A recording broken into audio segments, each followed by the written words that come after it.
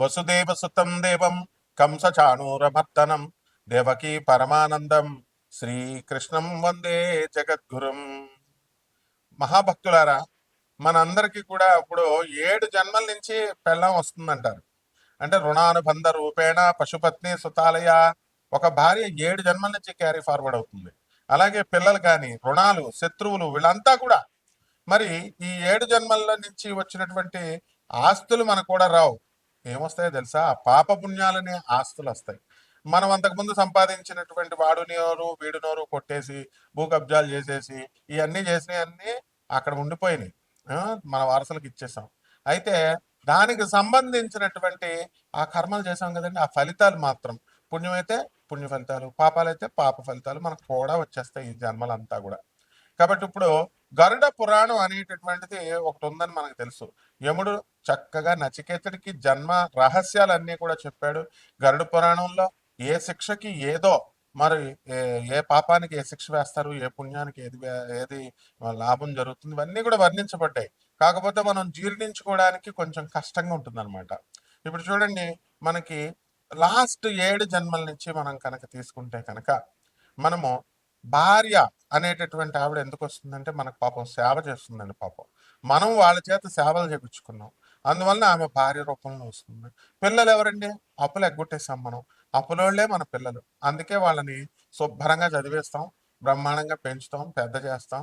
వాళ్ళకి అన్నీ ఇచ్చిన తర్వాత మనకి చితి పెట్టించుకుంటాం వాళ్ళ చేత. ఆ మధ్యలో వాళ్ళు ఏం చేస్తారండి? భార్య పిల్లలు వచ్చిన తర్వాత వాళ్ళు ముందుకు వెళ్ళిపోతారు వాళ్ళు. కాబట్టి ఇది తప్పు కాదండి, ఇది ప్రకృతి ధర్మం. ప్రకృతి ధర్మం ఏంటంటే ముందు చూపు చూడాలి. ముందు వాళ్ళకి పుట్టినటువంటి సంతానాలు చూస్తారు కానీ వెనక్కి చూడరు. వెనకగా వాళ్ళ తల్లిదండ్రులని, వాళ్ళని, తాతల్ని వాళ్ళ చూడరు అనమాట. కాబట్టి మనము ఎవరి అయితే మనము ఈ ఈ యొక్క స్త్రీలని మనం అవమానిస్తామో అటువంటి వాళ్ళు పేడలో పురుగుగా పుడతాడని గరుడ పురాణం చెప్తుంది. ఎవరైతే అమాయకులైనటువంటి అబలులైనటువంటి వాళ్ళ మీద అత్యాచారాలు చేస్తామో, లేకపోతే వాళ్ళ యొక్క ధనాన్ని మనము లాగేసుకుంటామో, ఇవంతా కూడా మనం ఎలా పుడతామంటే దోమై పుడతాము అని చెప్తోంది గరుడ పురాణం. అలాగే మనము గురువుల్ని మనం సలహాలు ఇస్తాం, వెటకారం ఆడతాం. చిన్నప్పుడు మనం స్కూల్కి వెళ్ళినప్పుడు చూడండి, మాస్టర్ పాఠాలు చెప్తుంటే జోకులు వేస్తాం, సెటైర్లు వేస్తాం. అలాగే ఇప్పుడు నేను వీడియోలు చెప్తున్నానండి, నా మీద కూడా సెటైర్లు వేస్తారు కదా, సరదాగా కామెంట్స్ అవి పెడతా ఉంటారు. అంటే మంచిగా చెప్పకపోతే మీకు ఏమండి మీరు కోటీశ్వర్లు అయిపోతారండి, ఏమండి మీరు చాలా గొప్పవాళ్ళు అయిపోతారండి అంటే అప్పుడు పెడతారు. ఏమంటే ఈ రాశి వాళ్ళు మేము చాలా సంవత్సరాల నుంచి చూస్తున్నాం, మాకు అవ్వట్లేదు అని అప్పుడు పెడతారు. ఒకవేళ ఒరే నాయన ఉన్నది ఉన్నట్టు చెప్పామనుకోండి, ఇలా జరుగుతురా నాయన, ఇప్పుడు గరుడ పురాణం లాంటి విషయాలు మనం ఎప్పుడూ సత్యమే చెప్తాం. అయితే అప్పుడు ఏం చేస్తారండి? వీడు ఎక్కడ దొరికాడరా బాబు, మళ్ళీ వచ్చేసాడు వీడు అని చెప్పేసి, ఎక్కడ దొరికాడరా అని కామెంట్లు పెడతారు. ఇట్లాంటివన్నీ కూడా తప్పమ్మా. అందువలన గురువుల్ని కనుక ద్వేషిస్తే ఆయుక్షీణమవుతుంది, అదృష్టహీనులు అయిపోతారు. అందువలన చాలా నష్టాలు జరుగుతాయి. మా నోటితో చెప్పకూడదు, ఎందుకంటే చెప్తే అలెక్కే చిట్టి పికిల్స్ లాగా అయిపోద్ది అనమాట మీ బతుకులన్నీ కూడా. అందువలన కంపల్సరీ మీరంతా కూడా మీ గురువులంటే ఎవరైనా మీకు పాఠాలు చెప్పినోడు, మీ అమ్మని మీరు తిట్టుకుంటారా? మీ నాన్న మీరు తిట్టుకుంటారా? మీకు పాఠాలు చెప్పిన మేస్టర్ని తిట్టుకుంటారా? ఒక మహానుభావుడు నాకు పెడతాడు, ఎవరు మీరు సోదెక్కి వేసేస్తున్నారండి బాబు. మరి ఇక్కడ మీరు జాతక రాశి ఫలాలు పాయింట్ చెప్పట్లేదండి. మహానుభావ, మహాపురుషోత్తమ, నీవంటి గొప్పవాడు గురువులకి సలహాలు ఇవ్వకూడదు నాయన. ప్రొఫెసర్ నేను, మరి సలహాలు ఇస్తే ఎట్లా? అక్కడ మంచి అంటే నువ్వు చాలా కోటీశ్వరుడు అయిపోతావు, నువ్వు చాలా గొప్పవాడు అయిపోతావు అని చెప్తే నువ్వు ఏం దానాలు చేసావు? నువ్వు పూర్వజన్మలో దానాలు కూడా చేయాలి కదా. ఈ జన్మలో ఏం చేసావు చెప్పు? అనాథలకి ఎవరికి చేసావు? దానాలు చేయవు. పంతులకు మాకు ఫీజు ఇవ్వవు. తర్వాత సలహాలు మాత్రం ఇస్తావు. అసలు మేము స్క్రోల్ చేసే నెంబర్ ఎందుకు వేస్తాం? పాపం నిత్య అవసరంలో ఎవరైతే బాగా కష్టంలో ఉంటారో వాళ్ళు పాపం వాళ్ళ సజెషన్స్ అడిగి మా సలహాల ప్రకారం వింటారండి. అన్కండిషనల్గా నాన్ కమర్షియల్ ఆస్పెక్ట్తో మనం డబ్బులు తీసుకోకుండా ఫ్రీగా చెప్పేటటువంటి జ్యోతిషానికి నీలాంటి వాళ్ళు ఎందుకు సలహాలు చెప్తారు నాయన? కాబట్టి చాలా దారుణమైనటువంటి నరకానికి వెళ్ళిపోతావు నువ్వు. ఎంత అంటే మామూలుగా వ్యాధి, ఆ జ్యోతిష్యాన్ని కానీ, గురువుని కానీ, వైద్యుడిని కానీ ఎవరైతే ద్వేషించినా, వాళ్ళకి సలహాలు ఇచ్చినా వాళ్ళంతా ఏమైపోతారో తెలుసా? ఆయుక్షీణం అయిపోతారు, అదృష్టహీనులు అయిపోతారు. అండ్ డాక్టర్ని కనుక ద్వేషించినట్లయితే వాడు పైకే పోతాడు. కాబట్టి భయపెట్టడాలు గీపెట్టడాలు ఉండవు, మనదంతా స్ట్రైట్ ఫార్వర్డ్.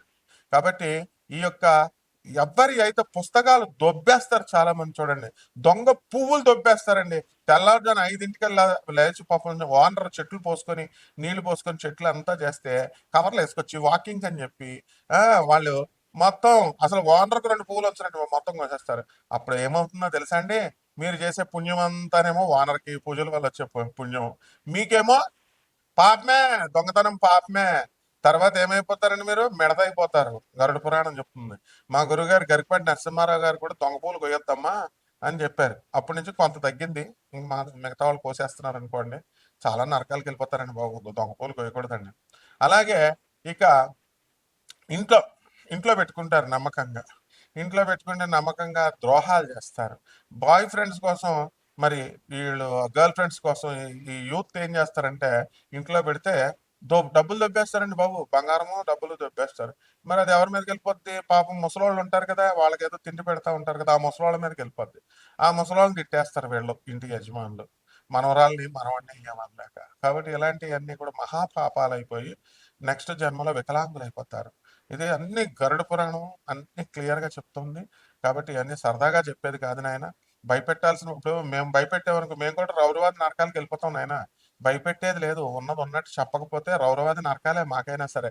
కాబట్టి యూట్యూబ్ లో ఉన్నటువంటి మహానుభావులు మొత్తం జ్యోతిష్యం చెప్పేటటువంటి వాళ్ళు, ప్రవచనాలు చెప్పేటటువంటి వాళ్ళు ఎంతో కష్టపడి ఎంతో పరిశ్రమించి రోజులు రోజులు పుస్తకాలు బట్టీలు కొట్టి చిన్నప్పటి నుంచి గురువుగారు పాళ్ళు పిసికి అన్ని నగ్న సత్యాలు చెప్తున్నారు నాయన. నగ్న సత్యాలు చెప్తున్నారు.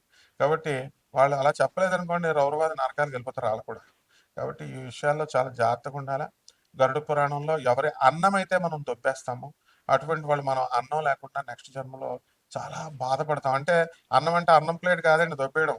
అవతల వాడి యొక్క శ్రమను దోచుకోవడం. అవతల వాడికి వాడు కష్టపడి సంపాదించుకుంటాడండి ఇల్లు. కొంతమంది రాజకీయ నాయకులు, రౌడీ షీటర్లు, చెడ్డోళ్ళు ఉంటారు కదా, వాళ్ళు దొబ్బేస్తారు కదండి స్థలాలు అవన్నీ. వాళ్ళకి నెక్స్ట్ జన్మలో ఫుడ్ ఉండదండి. కాబట్టి అందుకనే రౌడీ షీటర్లు చూడండి ఈ జన్మలోనే ఫటాల్ కత్తి పట్టుకునేవాడు కత్తితోనే పోతాడు. నయీం ఏమైపోయాడండి? మన కళ్ళ ముందు నయీం అయిపోయాడు. బోడు మందిని చూసాం మనం ఇలాంటి వాళ్ళందరినీ గోండాల్ని. ఆ, మా మా ఫ్రెండ్ అయినటువంటి పోలీస్ కమిషనర్ సురేంద్ర బాబు ఏసైడ్ మెంత్ ఎన్కౌంటర్ సజ్జనార్ సార్ ఎవరు ఏంటో ఐపీఎస్లు బ్రహ్మాండమైన ఐపీఎస్లు ఉన్నారు. ఐపీఎస్లు ఇప్పుడు జితేంద్ర సార్ మహాత్ముడు డీజీపీ. మరి వీళ్ళంతా ఉండగా మనం పిచ్చేషాలు వేస్తే మనం రక్షించుకోవాలి. చక్కగా మన ధర్మాన్ని, ఎథిక్స్ని, మారల్స్ని రక్షించుకోవాలి నాయన, రక్షించుకోవాలి. కాబట్టి అధర్మం పాలు చేయకండి. చక్కగా ధర్మం కోసం వీళ్ళు చెప్పేటటువంటి ప్రవచనాలన్నీ వినండి. పూజలు పునస్కారాలు చేయక్కర్లేదులే. రూ. 1,00,000 అవుతున్నాడు, లేకపోతే అడుగుతున్నాడు, లేకపోతే 50,000 అడుగుతున్నాడు అని ఈ జ్యోతిష్కులు చెప్పేది వదిలేయండి. పాపం దక్షిణలు ఇచ్చేయండి బాబు. పంతులకి దక్షిణలు ఎగ్గొడతారంటే బాబు. ఎవరైతే పంతులకి దక్షిణలు ఎగ్గొడతారో, ఎవరైతే జ్యోతిష్కులకి దక్షిణలు ఎగ్గొడతారో వాళ్ళకి ఏమొస్తుందో తెలుసా? గరుడ పురాణం తీసి చదవని చూస్తాను. బ్రాహ్మణ చెప్పేది వినకపోయినా. బ్రాహ్మణ అంటే ఏంటండి? బ్రాహ్మణ క్యాష్ కాదండి బాబు. బ్రాహ్మణ అంటే బ్రహ్మజ్ఞానాంతో బ్రాహ్మణ. ఎవరైతే నీ మంచి కోసం చెప్పేటటువంటి వాడు, గురుస్థానంలో ఉండి చెప్పేటటువంటి వాడు, దత్తాత్రేయుడు అవతారం వాడు, అటువంటి వాళ్ళు కనుక చెప్పింది కనుక వినకపోతే నువ్వేమైపోతావు అంటే రౌరవాది నరకాలకు వెళ్ళిపోతావు అని చెప్తోంది. రౌరవాది నరకం అంటే అల్టిమేట్ అనమాట. ఇంకా ఇవన్నీ నరకాలు ఉన్నాయండి లేవండి అని వితండవాదం చేసే వాళ్ళకి ఈ జన్మలో లాస్ట్ రోజులు కూడా అవసరం లేదు. స్టార్టింగ్ లో పెరాలసిస్ వచ్చేస్తుంది. గరుడ పురాణం అంటేనే అంతేనండి బాబు. భయం భయం భయం. అందుకే ఇంట్లో గరుడ పురాణం ఎవడో పెట్టుకోడు. దానికి భయం వేసి ఏంటి తప్పులు చేయాల్సి వస్తుంది. తప్పులు చేస్తే ఈ సెక్షన్ గరుడ పురాణంలో ఉంటది. కానీ అందుకని ఏం చెప్తారు సెంటిమెంట్ కింద? ప్రజలు చాలా తెలివైన వాళ్ళు కదా, ఏమండి బాబు చచ్చిపోయిన వాళ్ళు చచ్చిపోతారు, గరుడ పురాణం ఇంట్లో పెట్టుకోకూడదని అంటారు. నో, దానికోసం కాదు. ప్రతి వాడి ఇంట్లో కూడా గరుడ పురాణం పెట్టారు. It is like an IPC section, Indian penal code లాంటిది. మరి అలాంటిది మీ దగ్గర ఉండాలి. కంపల్సరీ గరుడ పురాణం తెచ్చుకోండి, మీ ఇంట్లో పెట్టుకోండి. దీని ప్రకారం ఈ పూర్వజన్మల కర్మల ప్రకారం మనందరం చేసినటువంటి 7 జన్మలని తీసుకుందాం. మరి దాని యొక్క ప్రభావాలన్నీ కూడా ఈ రాశుల మీద నక్షత్రాల రూపంలో, మళ్ళీ అలాగే ఈ యొక్క గ్రహాల రూపంలో మనకి చూపిస్తాయి. ఈ 2025వ సంవత్సరం అంతా కూడా ఇవి మనం చేసినటువంటి పాపాలను బట్టి ఏ రాశుల వాళ్ళని ఎలా ఇబ్బంది పెడతాయి అన్నది మనం ఈ వీడియోలో తెలుసుకుందాం. ఒక్కొక్క రాశికి విడివిడిగా చూడండి. తులారాశి అండి. ఈ తులారాశి వాళ్ళందరికీ కూడా మీకు 7 జన్మల నుంచి పాపాలు చేశారు. ఈ సబ్జెక్టే అది. అండ్ మేము పాపాలు చేసామని నన్ను అడగకూడదు. అందరూ పాపాలు చేసేవాళ్ళే నాయన. అందుకే మానవ జన్మ వచ్చింది మనకి. ఈ పాపాల బాధల వల్ల మనకి అసలు అసలు చాలా బాధపడిపోతున్నాం. అప్పులు తెగ చేసేయాల్సి వచ్చేస్తుంది తులారాశి వాళ్ళకి. అష్టమ గురుడు మరి ఆ గురుడు విముక్తి కల్పిస్తాడండి. మే 30 2025 సంవత్సరంలో చక్కగా గురుడు మీకు మంచిగా భాగ్యంలోకి వస్తాడు, అదృష్టం వస్తుంది. శ్రీరామనవమి రోజున అని చెప్పేసి మీకు వైన్ షాపులు మూసేసిన, గాంధీ షాపులు మూసేసిన, మీ పూర్వజన్మ పుణ్యాల వల్ల ఎక్కడో దొరుకుతాయి మీకు. వింటున్నారా? అలాగే ఉద్యోగాలు పోతున్నాయండి, ఇన్సెక్యూర్డ్గా ఉన్నదండి అని అనుకుంటున్నారు అనుకోండి. నో, ఉద్యోగాలు దొరుకుతాయి మీకు. అసలు తులారాశి వారందరికీ కూడా స్టార్ మారేదే మే 30 తర్వాత.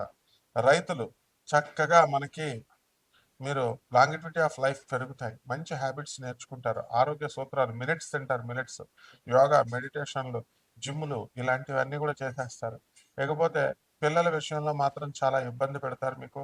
అండ్ చిన్నపిల్లలు అవనివ్వండి, మీ పిల్లలు అవనివ్వండి, బయట పిల్లలు అవనివ్వండి, వీళ్ళంతా కూడా. తర్వాత కోర్టులో మీ నాన్నగారు మరి ఏమండి ఇప్పుడు మంచిగా మారల్స్తో ఎథిక్స్తో వెళ్తే మనకేం పనులు జరుగుతాయండి. ఇప్పుడు మీ నాన్నగారిని రెండో పెళ్ళి ఎవడు చేసుకోమన్నాడు? లేదా మంచి రాబడి వస్తున్నప్పుడు మరి లింకులు ఎవడు పెట్టుకోమన్నాడు? పెట్టుకున్న తర్వాత సిస్టర్స్ బ్రదర్స్ వస్తారు కదా, వాళ్ళ కోసం ఆస్తులు పంచుకోవడం కోసం గొడవలు, అసలు సొంత అన్నదమ్ములుగా కూడా చేస్తున్నారు. ఇలాంటి వాటి కేసుల్లో ఇరుక్కుపోతారు అన్నారా? దానివల్ల కోర్టులో మీ ఆస్తి పోతుంది. పోతుంది కాబట్టి ఇంతవరకు కోర్టులో ఫైట్ చేస్తున్నారు. అలాంటివన్నీ కూడా బెంచ్ మీదకి రావడానికి అవకాశాలు ఉన్నాయి. కాబట్టి ఇలాంటివన్నీ కూడా ఉంటాయండి. జాతకం అంటే కేవలం ఏదో ఇదేం కాదు. కాబట్టి ఈ తులారాశి వాళ్ళంతా కూడా ఇంకా మనకి రాశి ఫలాలే ఇవి. రాశి ఫలాలు ఖచ్చితంగా జరుగుతాయి. మరి వ్యక్తిగత జాతకాల కోసం దాంతో బ్లెండ్ చేసి మనం చెప్పాలా, అది కూడా మోడర్న్ సైన్స్ని ఏన్షియన్ సైన్స్ని బ్లెండ్ చేసి చెప్పాలా. సో గో ఫార్వర్డ్, వెళ్ళేసి చక్కగా మీరు పుణ్యాలు చేయాలి. మనుస్మృతి ఆధారంగా మన పురాణాలే దానికి 10% మీరు దానాలు చేయండి. ప్రతి నెల పేదవాళ్ళకి దానం చేయాల్సిందే మీరు. ఆ తర్వాత మీరు ఎప్పుడైనా సరే ఇప్పుడు ఒక వీడియో చూస్తారండి, ఏదో ఎక్స్పెక్ట్ చేసి చూస్తారు. చూసినప్పుడు మీరు సలహాలు ఇవ్వాలని బాగా దురదగా ఉంటుంది. యూ షుడ్ నాట్ గివ్ అండి. మామూలు వాళ్ళకి ఇవ్వండి. యూ గో బ్యాక్, వీడియోస్కి వెళ్ళాలి. కొన్ని వేల వీడియోస్ ఉంటాయి నాయి. చూసిన తర్వాత అప్పుడు మనం ఈ వ్యక్తికి ఇవ్వచ్చా ఇవ్వకూడదా సలహాలు అనేటటువంటి, వ్యక్తి ఏంటి, సోషల్ రిఫార్మేషన్ కోసం కష్టపడుతున్నాం, సోషల్ రెనోవేషన్ కోసం కష్టపడుతున్నాం అని చెప్పి అర్థం చేసుకోవాలన్నమాట. సో ఇలాంటివన్నీ కూడా అలా కాకుండా మామూలుగా మనం ఇచ్చేయకూడదు అనమాట. Because I'm the teacher, you are my student. ఇది మన క్లాస్ రూమ్, ఇది టీచర్లు ఇవ్వాలి కానీ స్టూడెంట్స్ ఇవ్వకూడదమ్మా బంగారం. చాలా బాగుండదు అనమాట. గురుగారు చెప్పించేస్తారు, teacher will hit you with the cane, if you spare the cane use the child will spoil my boy. I will hit you with my cane, understand, no మొహాటమ్స్, నో ఆబ్లిగేషన్స్. అది. పరిహారాల దగ్గరికి వద్దాం. పరిహారాల దగ్గరికి వచ్చేసరికి మనకి ఈ యొక్క తులారాశి వారికి ఏముందండి, మనకి రాహు బాగుంటుంది. రాహు జపం చేసుకోవాలి, రాహు స్తోత్రాలు చదువుకోవాలి. రాహుకి కిలో పావు మినుములను ఆవుపేట రంగు ఉన్నటువంటి వస్త్రాన్ని ఇచ్చి పేద బ్రాహ్మణులకి మనం శనివారం నాడు ఉదయం 8 గంటలకు దానం చేసుకోవాలి. అలాగే చక్కగా మనము రావి చెట్టు అండి, రావి చెట్టు సీల్ వేసేసారంటారేంటండి బాబు, సిమెంట్ వేసేసారంటారు. Go for another people tree. There are lot of people trees here around the Hyderabad, around any city where you live in. Okay, దానికి నీళ్లు పోయండి, బాగా నీళ్లు పోసి రావి చెట్టు చుట్టూ ప్రదక్షిణాలు చేయండి. మీరు బాగుపడాలని మీ తల్లిదండ్రులే కాదండి, మా వీడియో కెమెరామ్యాన్ గారు, మొత్తం యాంకర్లు అందరూ, మేనేజ్మెంట్ అంతా కూడా అందరూ ఆశిస్తూ ఉంటారు బాగుపడాలని. కాబట్టి జాగ్రత్తగా మీరు బాగుపడి వాళ్ళందరినీ సంతోష పెట్టండి మీరు. శుభమస్తు.